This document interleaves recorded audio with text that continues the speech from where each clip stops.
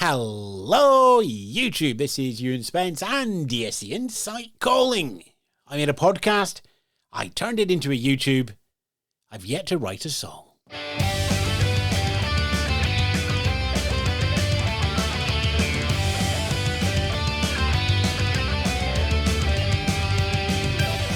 Yes, good afternoon, good morning, good evening, welcome to ESC Insight's Jukebox Jury, at least the highlights, our big podcast review show. Well, that's at www.escinsight.com. We've just been trimming out those individual songs to leave you your clips up here on YouTube of the highlights. And yes, it's time to turn to the United Kingdom, our hosts for Eurovision 2023. Liverpool is our home. The singer who's going to be on home soil is Mae Muller.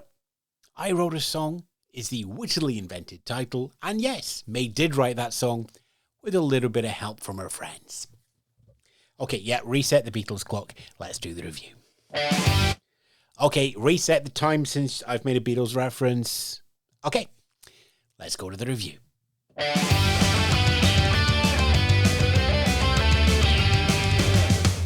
Oh, what a song. What a song she wrote. It's like, for me, this is pure pop. I keep hearing it on Radio 1 and it sounds absolutely at home there. It's a brilliant pop song. It's a total earworm. It's really catchy. I find myself humming it all the time.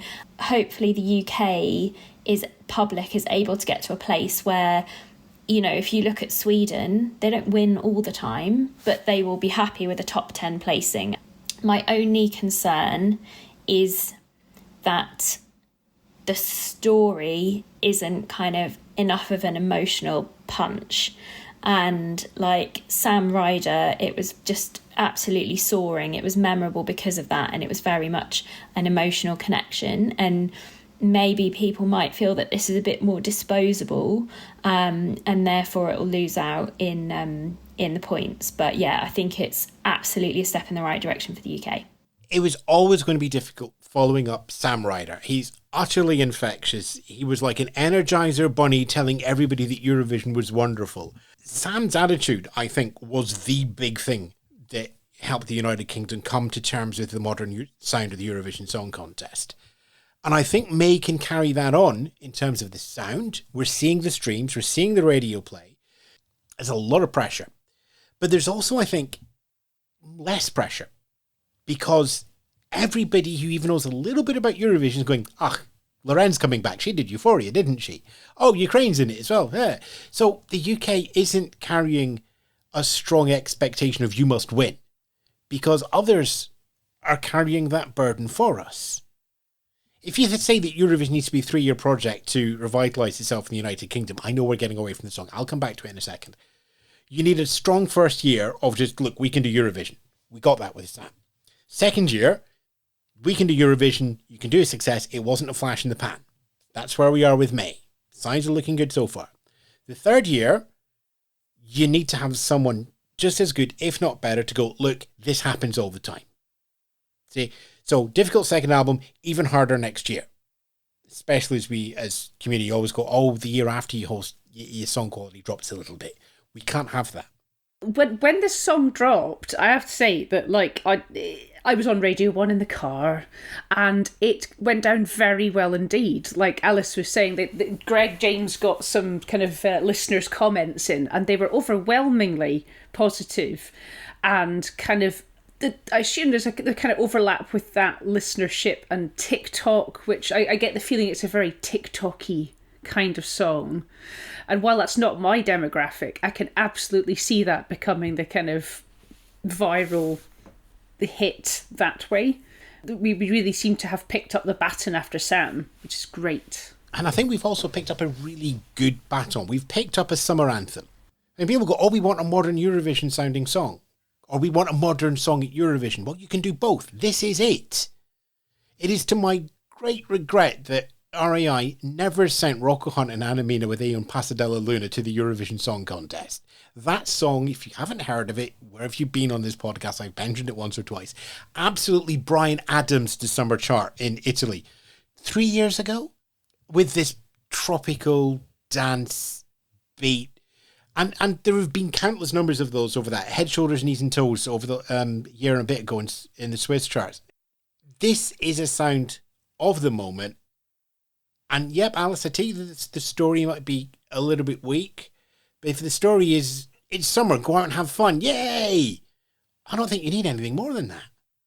I think what would make it absolute perfection is it's sort of like, I don't know, Heartbreak Anthem or something by Little Mix. It's that sort of like poppy defiance, which translates very well. We were talking about demographics in a younger audience. This feels very much a kind of girl power teen anthem. I was just awash with relief when I heard it. So yeah, well done BBC, well done TAP. It's great. Yeah, while it's not in my demographic, it's catchy. I say, like Alice, I'm still humming the chorus. It's got that Spanish guitar flourish that's it kind of guarantees it's going to be on your holidays. You will hear it blaring as you order your sangria on your holidays. It's just a dance floor filler and empowering. Like you say, well, the story might be flimsy. It's kind of the evergreen, you did me wrong, and so I'm going to go out with my ladies and have a nice time. And, I'm sure we can all agree that that's what you should do. So, yeah, hit, definitely. Absolutely a hit, and I cannot wait to hear it in Euroclub. It's a hit for me as well. Let's just get that out of the way. There's a lot of promise in here. There's a little bit of danger as well. But I think, the things that I'm going, what are the danger? Well, they might overcook the staging. We need to see what the PR promotional circuit is just like. I asked all these questions with Sam Ryder last year, and they were all giving up. Yep, that's good. We got that. I also asked all those same questions about Joe and Jake. So, benefit of the doubt, plus a strong song that reminds me of one of my favourite Italian summer anthems. You kind of lured me in with that one. It is the third leg of the third triplicate that's going to be happening this year. So, yes, you get a hit, but what I want a mega mix. I want a mega mix where we have da da da da da da on one channel, po po po po po po po po on the other channel, and cha cha cha cha cha cha cha cha cha on the other channel, all together with this great big Stars on 45 mega mix. Look it up, kids. And that will be the quintessential Eurovision moment of the year.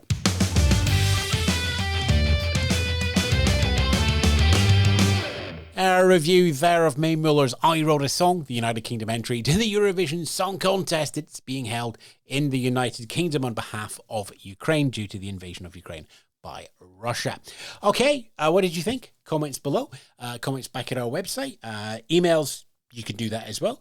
We're www.escinsight.com, so admin at escinsight.com will find me as well. Thanks to AJ Clay and Alice Beverton Palmer for their reviews for the last couple of videos.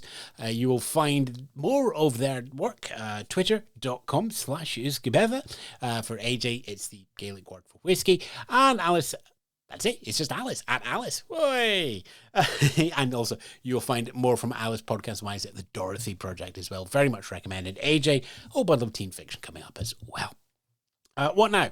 I take a break. Then we do more videos and more edits, more podcasts, and more Eurovision. You've been listening to the highlights of Jukebox Jury as we preview the Eurovision Song Contest 2023. Find out more and listen to our podcast, www.escinsight.com.